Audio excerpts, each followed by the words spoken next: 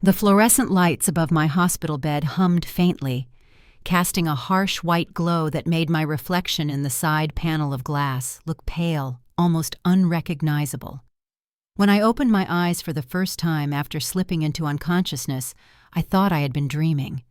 But the stabbing pain in my shoulder and the fire in my chest told me this wasn't a dream. It was survival. I could hear the steady beep of the heart monitor, smell the sting of disinfectant in the air, and feel the weight of bandages across my collarbone. What I didn't feel, what I didn't see, was him. No flowers, no card, no familiar face waiting in the chair beside me. My husband Joshua wasn't there. Before we dive into true revenge stories, drop a comment and tell us where you're watching from. Hearing from people around the world makes these stories even more powerful and reminds us how connected we all are. At first, I tried to explain it away. Maybe he had stepped out to grab a coffee. Maybe he was talking with the doctors down the hall. Anything but the truth. But when I asked Nurse Rodriguez, a woman with kind, steady eyes, streaked with gray hair, her gentle answer froze me inside. "No one's been here for you. Not once.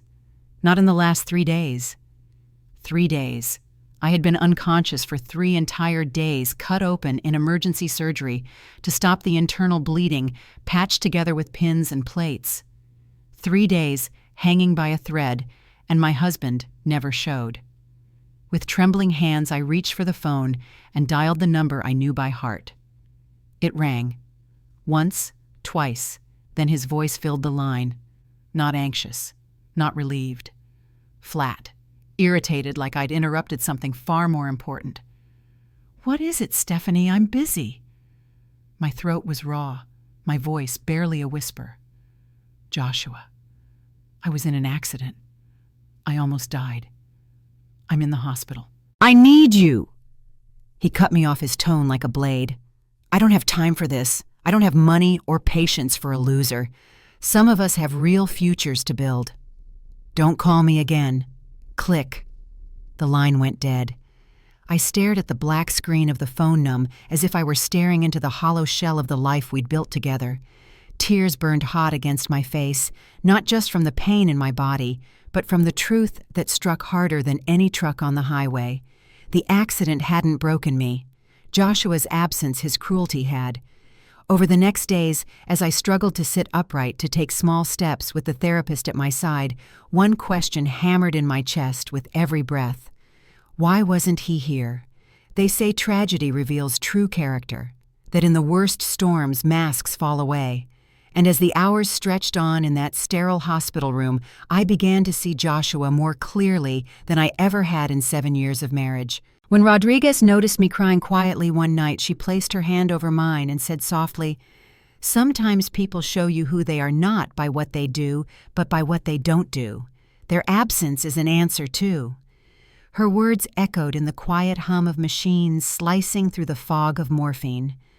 I remembered our arguments over money, the slammed doors, the way I hid overdue bills under his laptop so we wouldn't fight. I thought about the wedding photo that used to hang in our tiny apartment, the smiles now faded under layers of resentment. I wanted so badly to believe he was still the man who once held my face gently in his hands and told me we'd conquer the world together. But lying there bruised and broken, I knew the truth. Joshua had left me long before that truck ever ran the red light. The realization was cruel, but it was clarifying.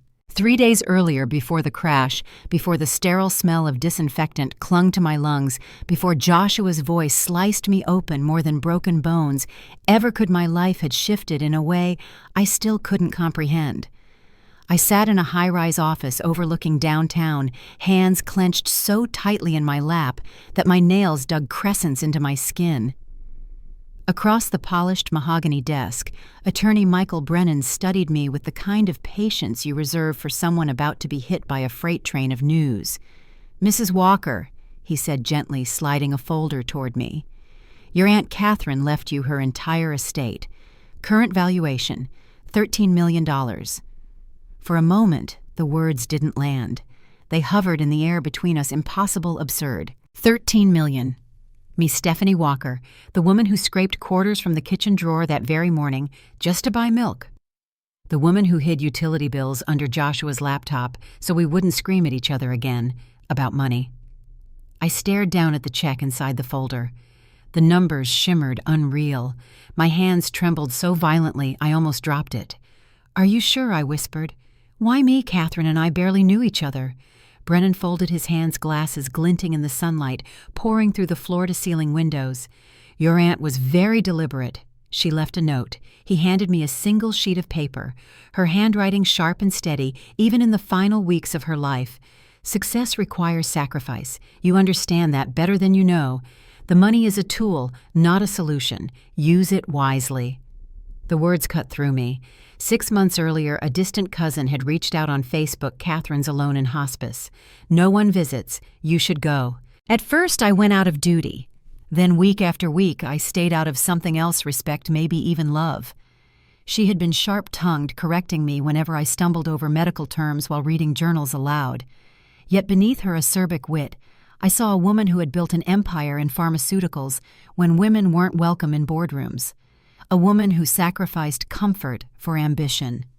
During our last visit, when morphine dulled her body, but not her spirit, she gripped my wrist and whispered, "You're not like the others. They want ease. You know better. Remember this when the time comes." I never told Joshua about those visits. He would have mocked me for wasting time on a dying woman. He never understood why someone like Catherine mattered to me. But now, as Brennan's voice echoed in that office, I finally understood Catherine saw me. The estate was staggering. Investment portfolios, 3 properties, assets I couldn't begin to catalog. And now it was all mine. All mine. Brennan's tone softened. "There are no conditions, Mrs. Walker. It's yours outright. Congratulations. Your life is about to change." As I stepped out of the building into the drizzle of that gray afternoon, I felt weightless, as though I were floating above the city. The cramped apartment where Joshua and I barely survived each month suddenly felt like a world I no longer belonged to. On impulse, I stopped at a Mont Blanc store I had passed 100 times, but never dared to enter. "I'd like to see your silver pens," I told the saleswoman, my discount store clothes damp from rain. She didn't flinch. The pen was $800 more than our grocery budget for the month. Still, I held it carefully, imagining Joshua's face when I handed it to him. This will be our reset, I thought. No more fights, no more bitterness. We'll finally breathe again. I dialed his number as I sat in the car, the velvet box glowing softly on the passenger seat. My voice quivered with excitement. "Joshua, something incredible happened. I'm on my way home. This changes everything." His response. A distracted sigh. The clatter of keys in the background. "Can it wait?" "I'm working on something important." I swallowed the sting. "He doesn't know yet," I reminded myself. "This will be different face to face." The rain grew heavier as I merged onto the expressway. Wipers beat out a frantic rhythm. I thought of Catherine's words. Success requires sacrifice, and wondered what she had given up to leave behind this fortune. Family, love. Everything. I tightened my grip on the wheel, eyes fixed on the blurry green light at the intersection ahead. I never saw the delivery truck until it was too late. Before the accident, before the police reports and betrayal headlines, there had already been cracks in my marriage hairline fractures that grew wider each year until nothing was left to hold on to. Joshua and I had been together 7 years, but most days it felt like we were strangers sharing the same last name. When we met in college, he was the ambitious dreamer, full of plans about starting his own investment firm. I was steady, practical, the one who believed enough for both of us. Back then, I thought his drive and my discipline would balance each other. But reality has a way of wearing down dreams. 7 years of rejection letters left Joshua bitter. He settled into an accounting job he considered beneath him, and every night he came home with a chip on his shoulder. The tenderness I fell in love with hardened into resentment. My part-time transcription jobs kept the lights on, but he only saw them as proof of how small our lives had become. Money became our battlefield. The morning I learned about the inheritance, I was literally scraping coins from the kitchen drawer to buy milk. When Joshua saw the pile of quarters and dimes, he sneered like I'd just humiliated him. "Do you enjoy living like this?" he snapped, slamming his mug on the counter. I wanted to remind him that I wasn't the one who gave up on my dreams, that I worked late nights while he sulked over failures. But instead, I swallowed my words the way I always did, because part of me still remembered the boy who used to sketch our future on diner napkins, the boy I married. But that boy was gone. If you're still watching, comment 1 so I know you're still with me. When Brennan handed me Catherine's letter about sacrifice, I couldn't stop thinking about what I'd already given up. My peace, my independence, my self-respect. And yet when I left his office with the check, all I could think about was telling Joshua. I wanted to believe the money would fix us, that $13 million could erase 7 years of disappointment, that one silver Mont Blanc pen could inspire him again. The pen was $800.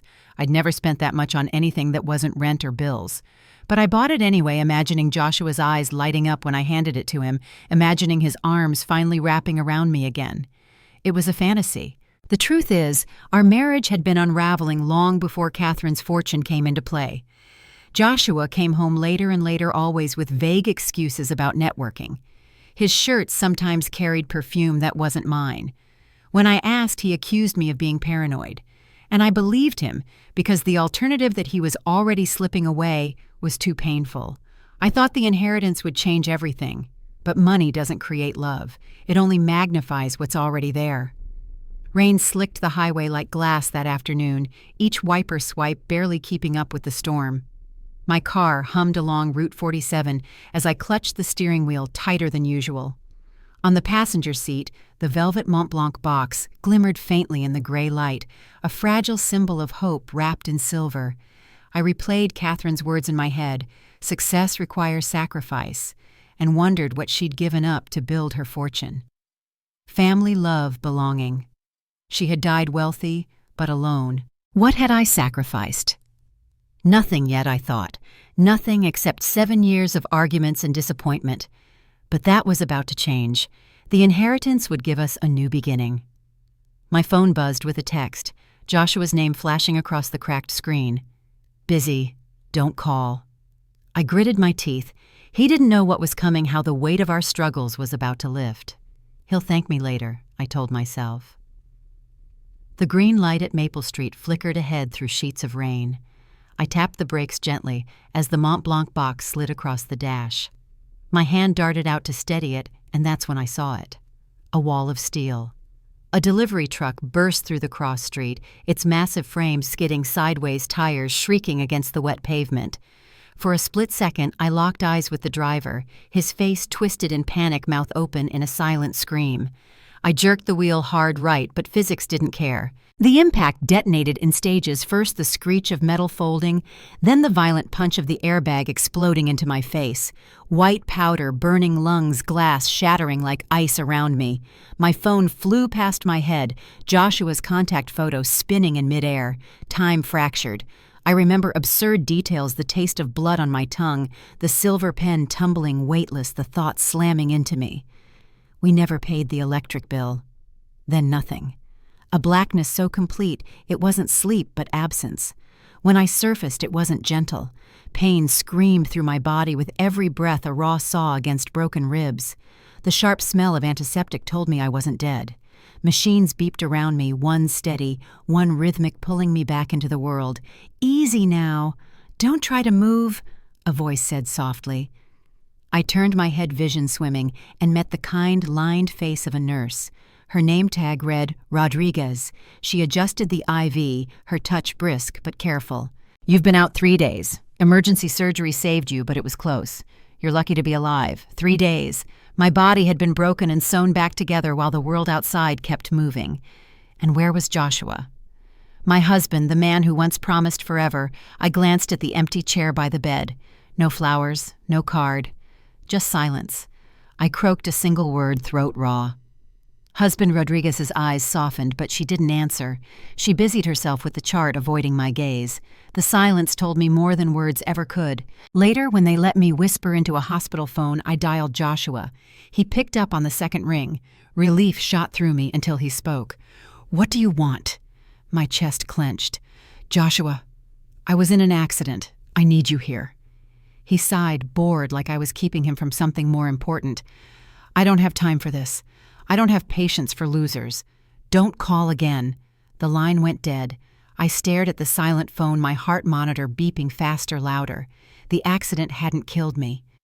But in that moment, my marriage did. Hospitals have a strange way of distorting time. Days bled into nights under the same harsh fluorescent lights. I counted the rhythm of machines instead of minutes. By the fourth day awake, I was desperate for one thing, not painkillers, not even food. I wanted my husband's face. Instead, it was Patricia, my college roommate and oldest friend, who appeared at my bedside. She walked in briskly, clutching her phone like it might burn through her palm. Her expression made my stomach knot. "You need to see this," she said without preamble. I thought maybe she'd found Joshua. Maybe there was a good reason for his silence. Instead, she pulled up a Facebook post. My own name stared back at me above a picture from our wedding day. My beloved wife Stephanie was tragically taken from me in an accident. Please respect my privacy as I grieve this unimaginable loss. Hundreds of comments flooded the page, condolences, prayers, even old co-workers offering support. A digital funeral for a woman who was still breathing. For me. My pulse spiked the monitor, shrieking as panic stole my air.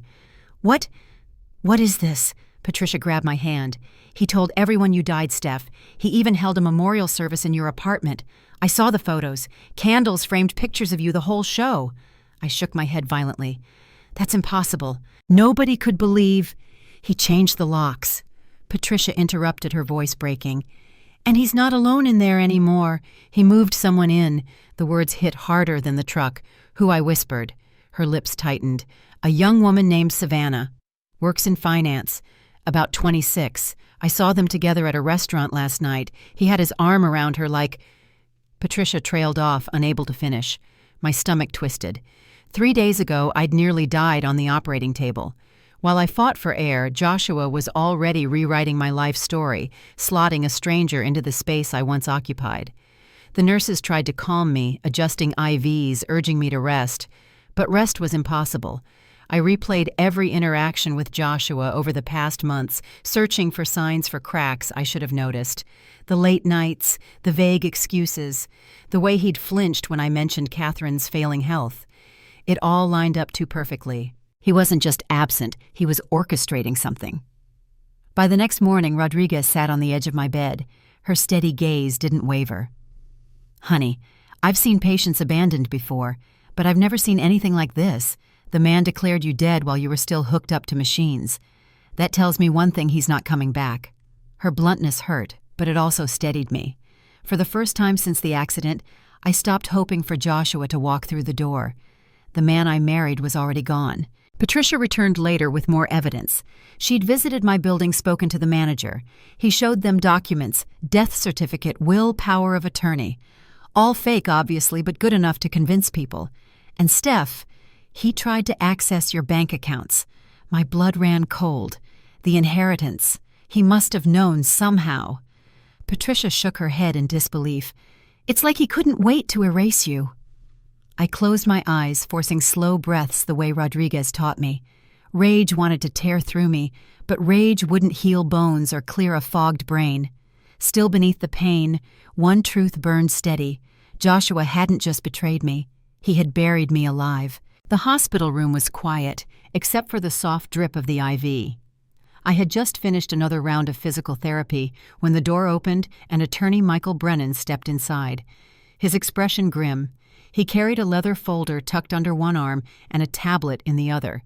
Neither looked like they contained good news. "Mrs. Walker," he said gently, pulling up a chair beside my bed, "I need to show you something. I'm sorry it's under these circumstances." The air shifted. Even before he sat down, I knew this wasn't about recovery. It was about Joshua. Brennan opened the folder and slid out a stack of documents.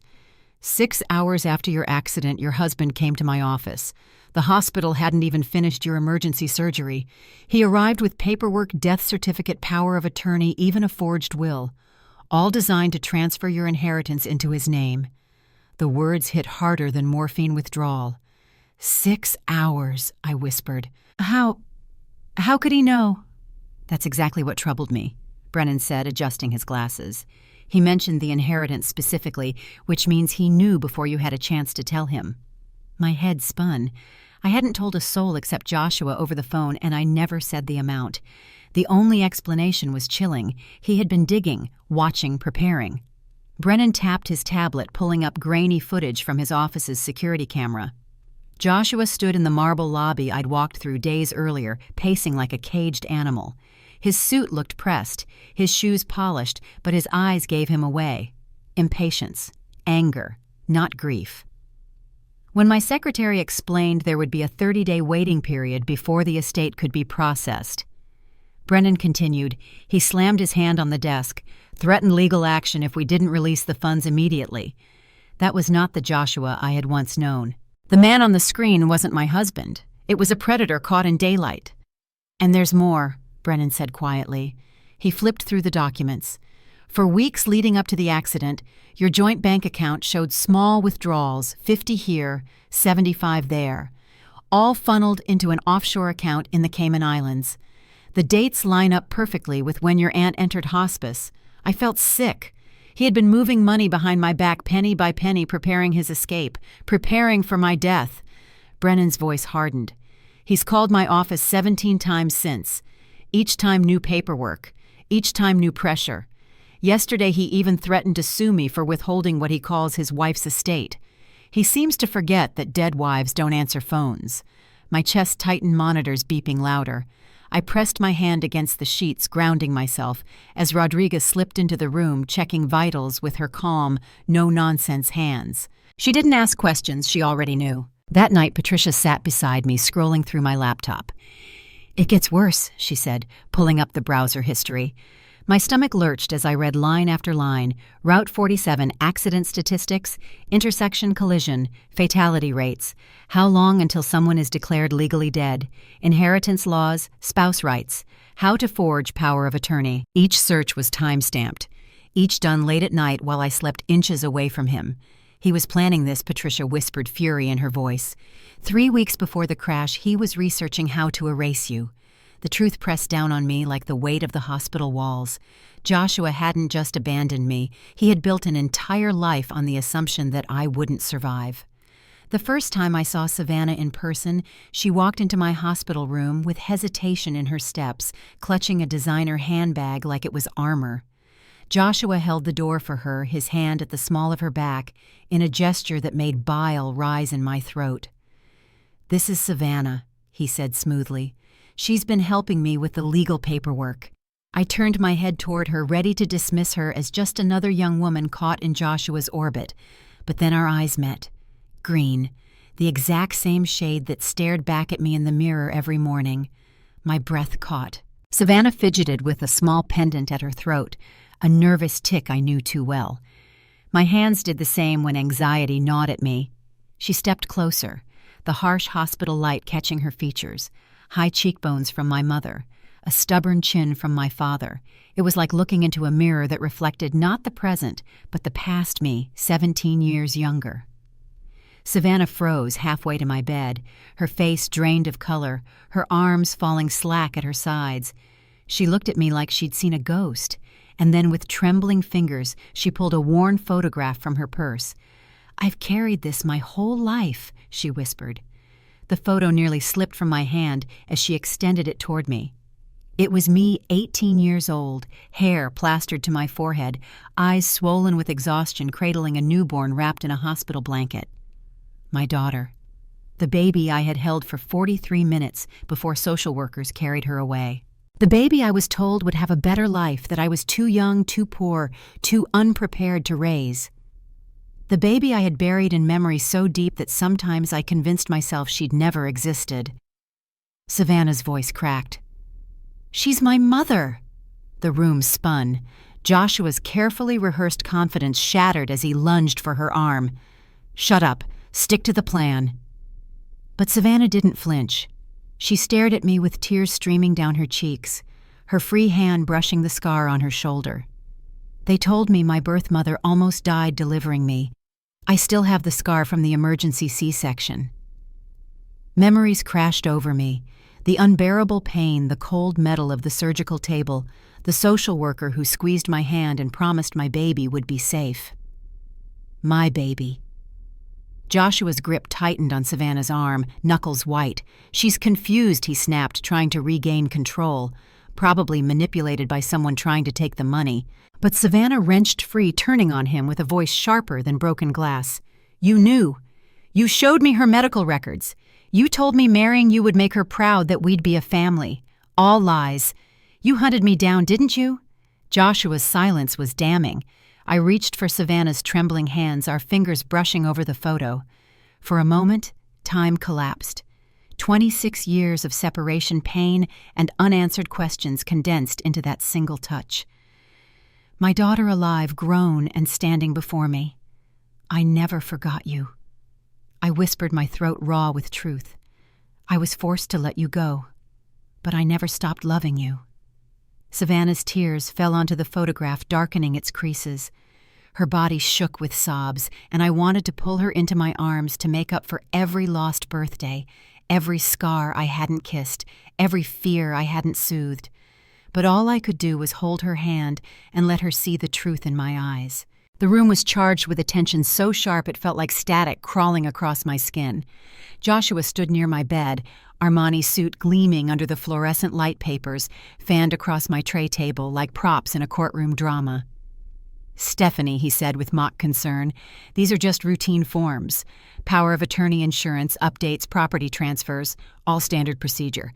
With your injuries, it's best if I handle things." I let my gaze drift, feigning confusion.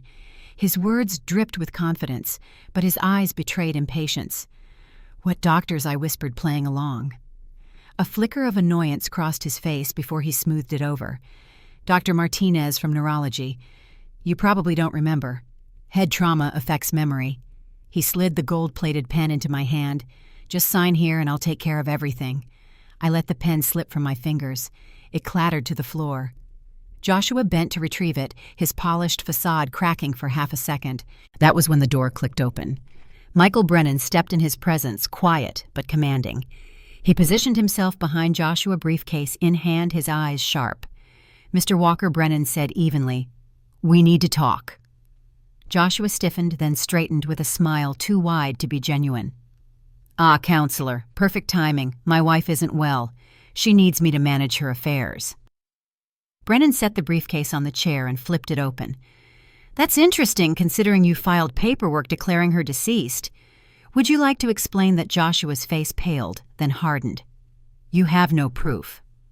"On the contrary." Brennan pulled out documents, sliding them across the bed tray. "We have forged death certificates, a fraudulent will, and attempted transfers to offshore accounts, not to mention footage of you storming my office 6 hours after her accident." The room went silent except for the steady beep of the heart monitor. Joshua's jaw flexed, his mask slipping. "This is entrapment," he snapped. "This is evidence," Brennan countered calmly. Savannah stood frozen by the window, clutching the photograph of me at 18. Her tears had dried into tracks on her cheeks, but her eyes were blazing now, not at me, but at Joshua. "You lied to me," she said, voice shaking but firm. "You told me she wanted me in her life. You said marrying you would make her proud." Joshua turned on her with a snarl. "Quiet. You don't know what you're saying." "Yes, I do." Her voice rose with each word. "You hunted me down, showed me her medical records, used my desperation to find my mother against me. You tricked me into thinking you were the bridge to her. But all you wanted was her money." Joshua lunged to grab her arm, but this time she yanked free. "Don't touch me!" Savannah spat. My chest burned with pride and sorrow all at once. For 17 years I hadn't been there to protect her. But now she was protecting herself. Joshua spun back toward me, his composure unraveling. "Stephanie, you can't believe this circus. You need me. You've always needed me." For the first time in years, I didn't shrink under his words.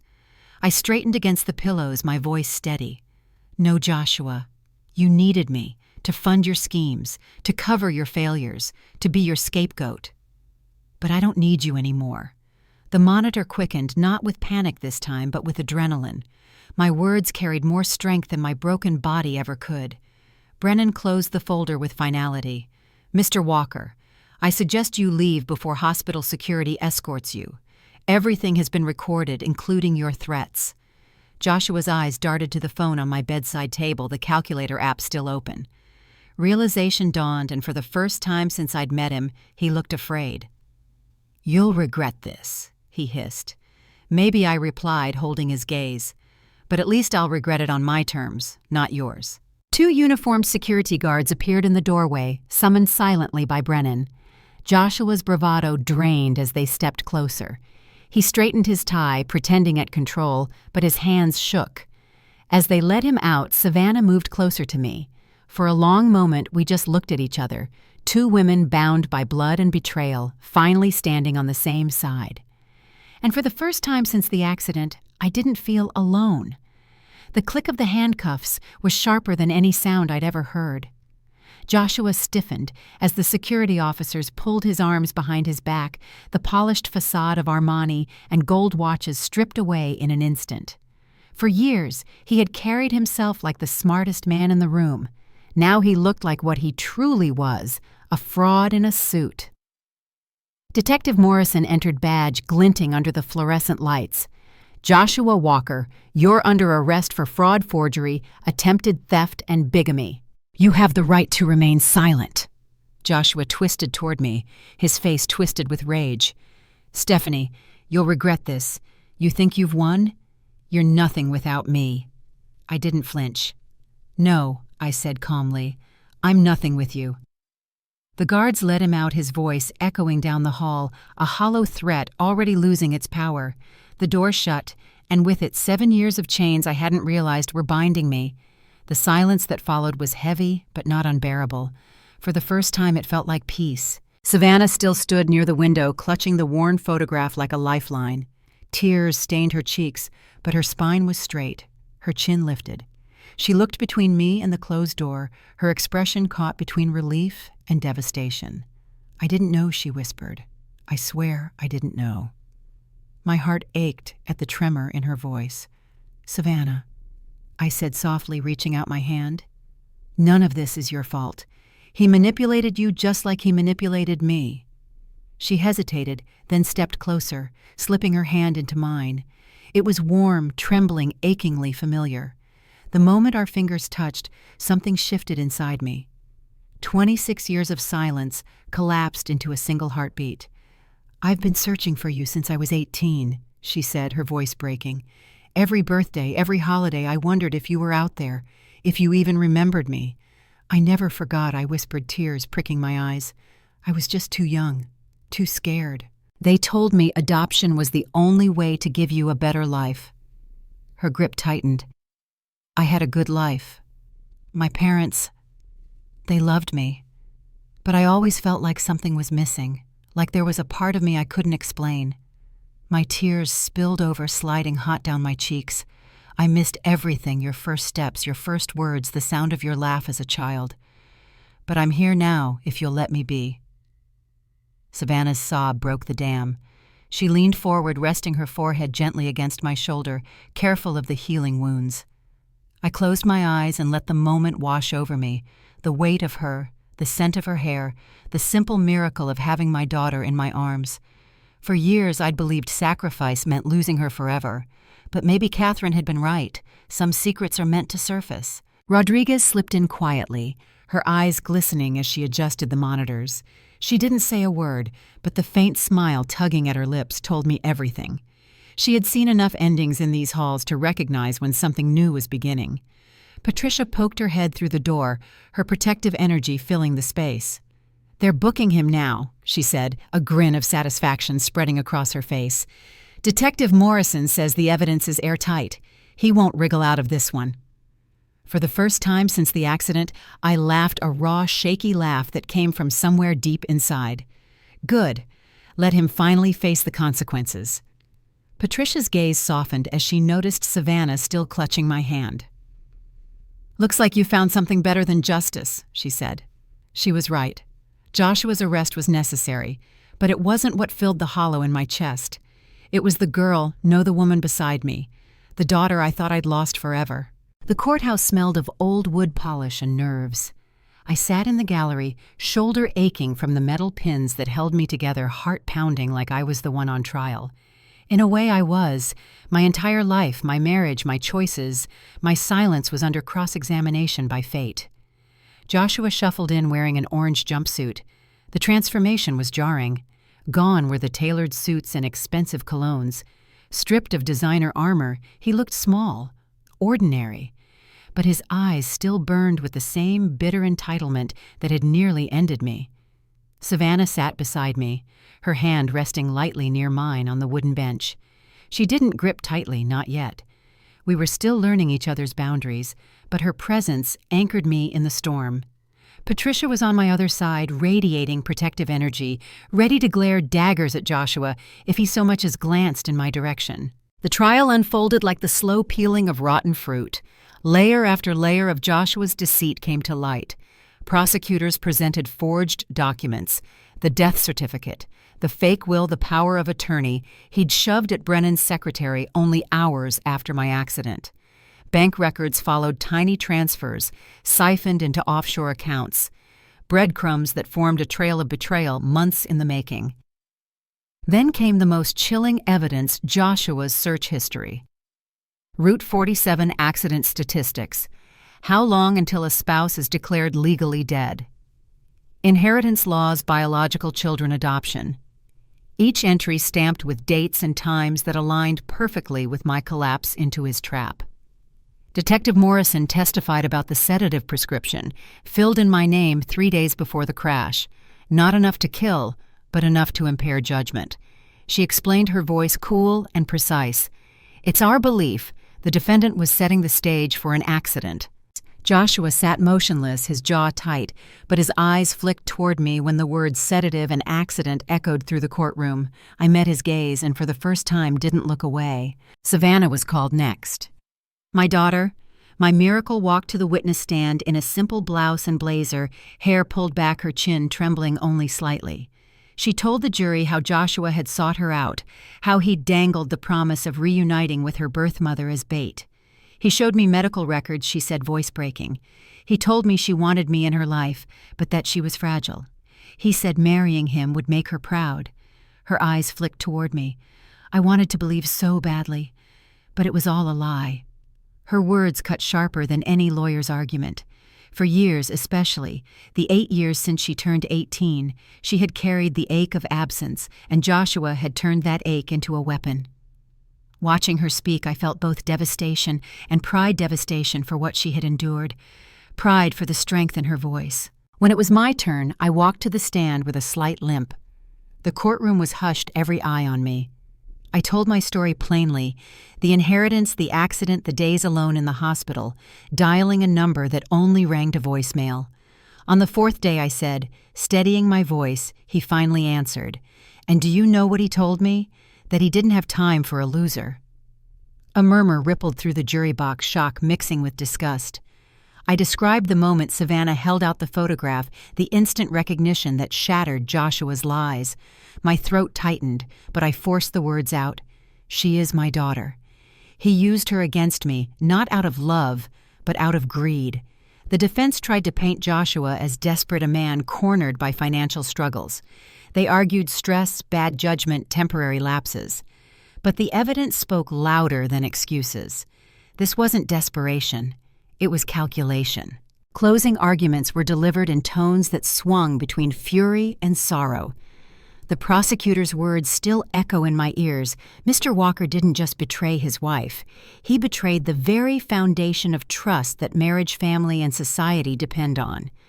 If deceit like this goes unpunished, what message do we send?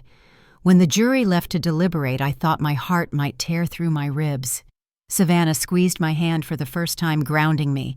Patricia leaned over and whispered, "Whatever happens, you've already won. He can't hurt you anymore." The verdict came back faster than I expected. Guilty. On all major counts: fraud, forgery, attempted theft, bigamy, attempted poisoning. Each word landed like a nail, sealing the coffin of the life I once shared with him. Joshua stood, his face twisted with rage, as the judge prepared to sentence. He muttered under his breath, eyes darting toward me, but his threats had lost their weight. Mr. Walker, the judge, said, voice firm, "Your actions were not only criminal, but profoundly cruel. You exploited the love and trust of those closest to you, seeking personal gain at the expense of their lives and well-being. You will serve 12 years in federal prison. 12 years. A lifetime. and yet not nearly enough. Joshua turned to glare at me one last time as the bailiff led him away. "You'll regret this, Stephanie," he spat. I didn't reply, because for the first time I didn't need to. Afterward, outside the courthouse, the air smelled of burning leaves and freedom. Savannah and I stood side by side watching the autumn wind scatter fragments of the city around us. "Do you regret marrying him?" she asked quietly. I thought about it, really thought. "I regret not seeing who he was sooner," I admitted. "But without him, without his lies, maybe we wouldn't be standing here together." Her eyes softened. "Sometimes the worst roads lead to the best destinations." I smiled at the truth in her words. We were two women stitched together by betrayal, but also by something stronger choice. The choice to move forward, to reclaim what had been stolen, to build something real from ruins. That night alone in my apartment, I pulled out our last wedding photograph. 7 years younger, smiling at a man who had already begun to plan my erasure.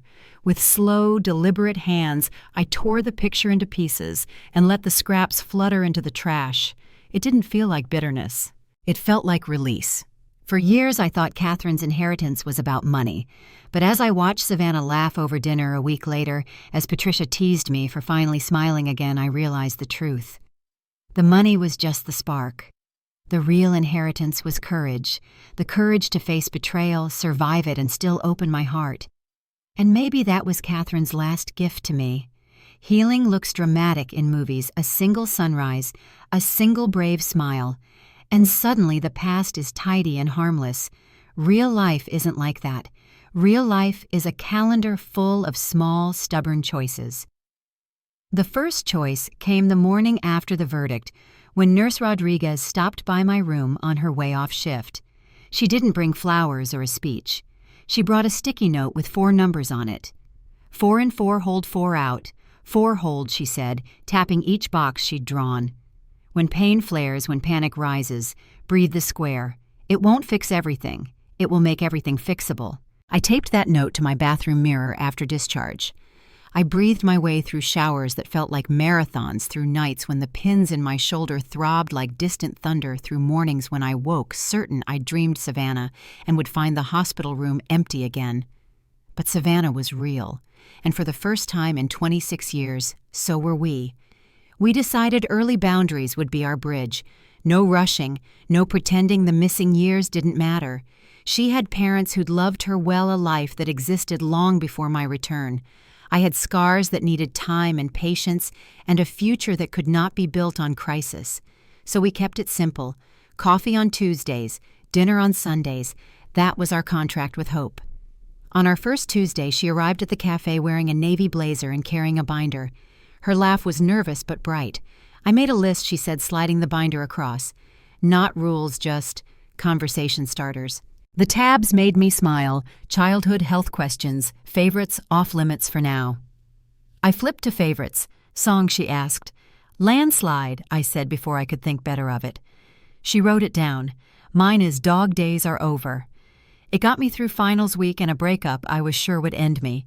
"Did it end you?" She grinned. "Apparently not. On Sundays we cooked, we being an optimistic term for a woman with limited range of motion and a 26-year-old who measured spices like a research scientist. Patricia joined us most weeks, clucking and teasing and adopting Savannah with the same stealthy certainty she'd adopted me in college. We started trading small things, recipes, book recommendations, stories that were safe to share. I learned Savannah hated olives, loved crossword puzzles, and cried at commercials where soldiers surprised their families at airports. She learned my coffee order, my tendency to hum when I'm anxious, and the way I flinch at sudden metal-on-metal sounds. We didn't rush the hard parts. We circled them respectfully like wild animals, finally willing to drink from the same river. 2 weeks after the sentencing, Mark and Diana Laron invited me to dinner. I parked outside their Minneapolis bungalow with my palms sweating and my breath square-counted. The house was warm in the literal and figurative sense. Lamps pooled soft light across bookshelves and family photos. A casserole bubbled like punctuation in the oven. Diana met me at the door with a dish towel over her shoulder and a smile that reached her eyes. "Stephanie," she said, and the way she said my name made me steadier. "You're here. Mark shook my hand as if I were a guest lecturer he'd admired from afar. Biology teacher, he said, as if reading my thought. And shameless about puns you'll soon be forced to endure. We ate at a wooden table, nicked by years of homework and holidays. They asked thoughtful questions, the kind people ask when they're trying to make room rather than claim it. At one point, Diana slid a photo album toward me. "I don't want to overwhelm you," she said softly, "but I've always thought if this day came, you might like to see." The album documented a life I didn't witness, but had somehow prayed into existence. Scraped knees and birthday cakes, Halloween costumes, heavy on glitter, a middle school science fair where Savannah's volcano erupted a little too enthusiastically.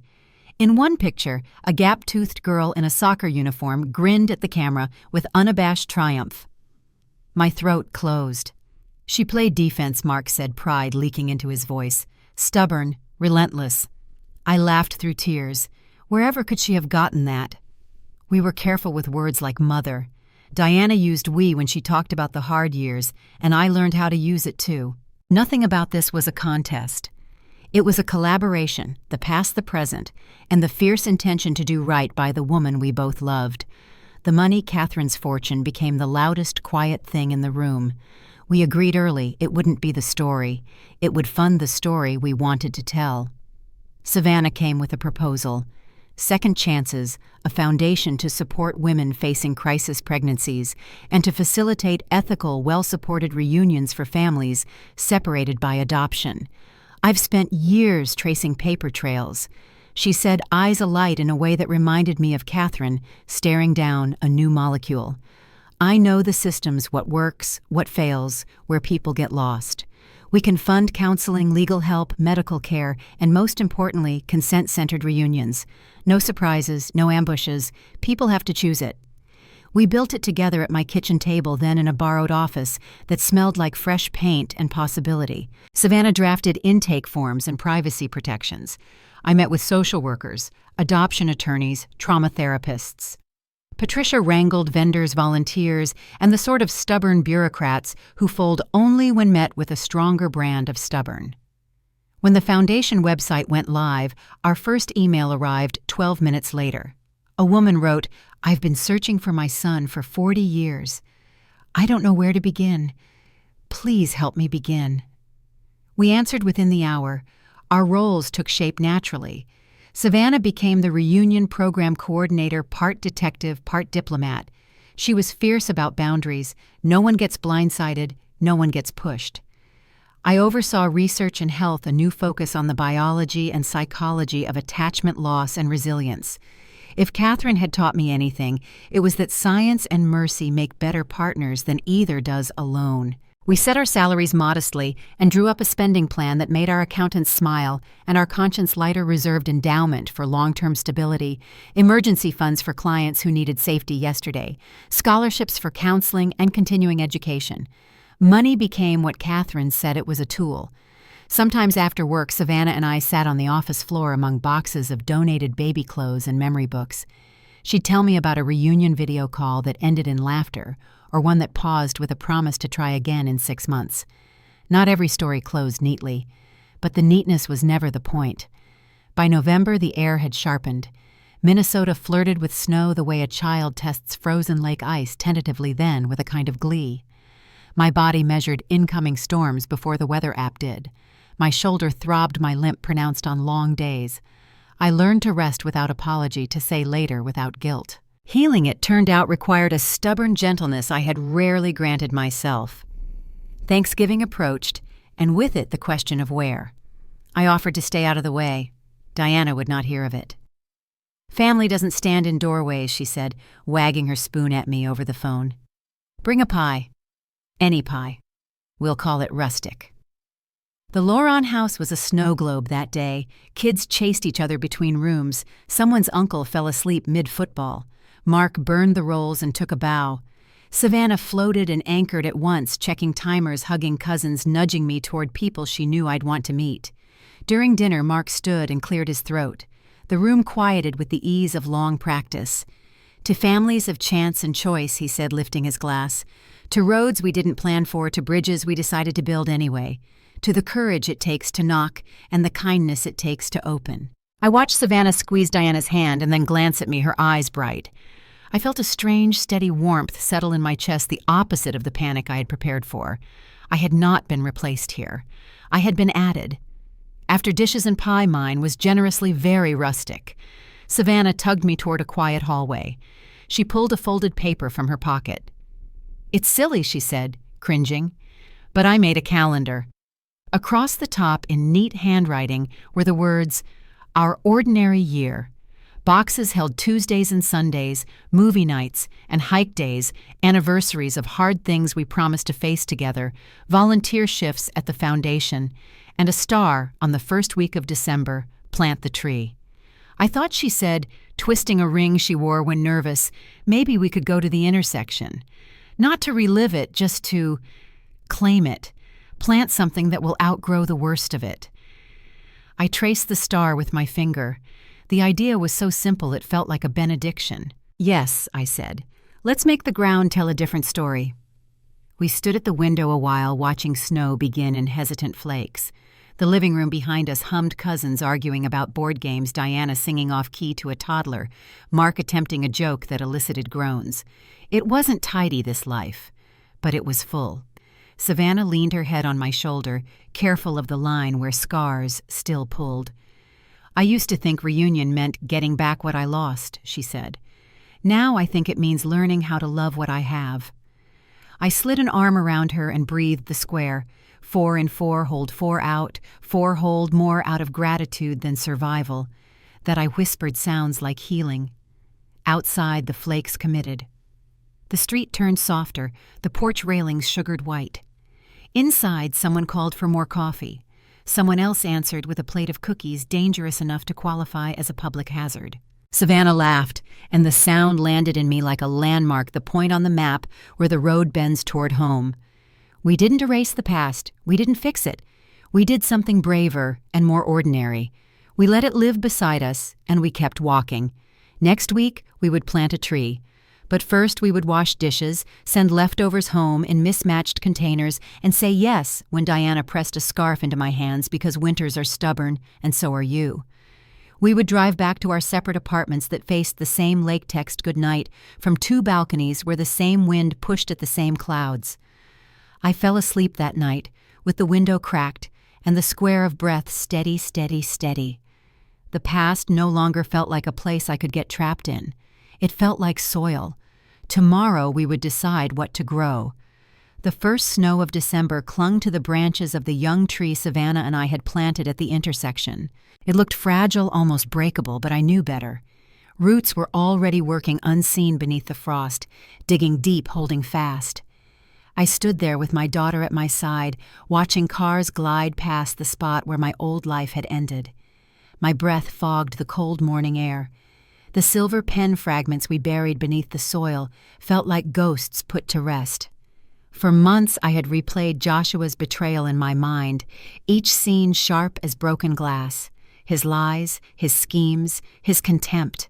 The temptation was to stay there in the anger, letting it define me. But life whispered something different. Rodriguez's square breathing, Savannah's hesitant laugh over crossword puzzles, Diana's gentle reminder that family is chosen as much as it is given, all of it nudged me toward a truth I hadn't wanted to face. Justice had been served. Joshua was behind bars. Yet justice and healing are not the same thing. Forgiveness does not mean forgetting. It does not mean excusing. It means refusing to let bitterness chain you to the past. The Bible says the truth will set you free. John 8:32. I had lived in lies for so long, his lies, and even my own lies of pretending everything was fine. Freedom came not from revenge, but from truth, facing what happened, grieving what was lost, and choosing to live differently. I thought forgiveness would feel like weakness, but instead it felt like release. I didn't forgive Joshua for him, I forgave him for me.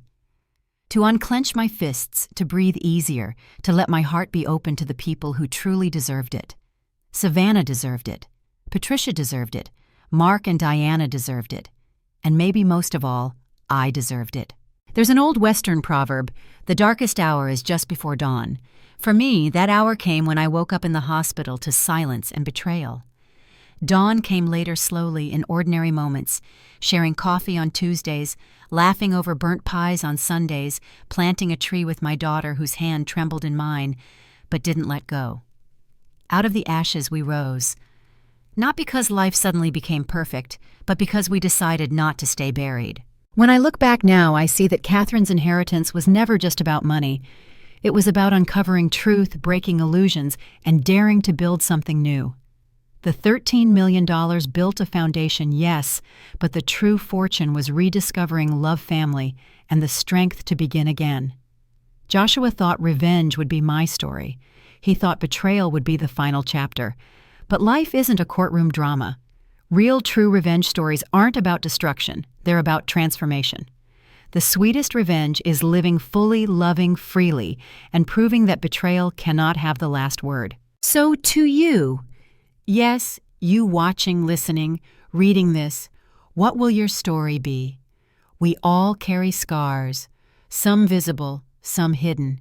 Maybe you've been betrayed. Maybe you've buried pain so deep you've almost convinced yourself it never happened. Maybe you've stood at your own intersection wondering if anything good could grow from broken ground. I want you to know it can. You don't have to forgive overnight. You don't have to heal in a straight line. But every breath you take, every choice to open your heart again, every step toward love instead of bitterness, that is strength. That is victory. As Savannah slipped her arm through mine, we turned away from the tree, leaving it to stand sentinel over the place where one life ended and another began. Snow crunched under our feet, the sky pale with the promise of morning. I realized then that forgiveness had not erased my pain. It had transformed it, from ashes into roots, from darkness into dawn, from betrayal into belonging, and that I believe is the kind of ending worth sharing.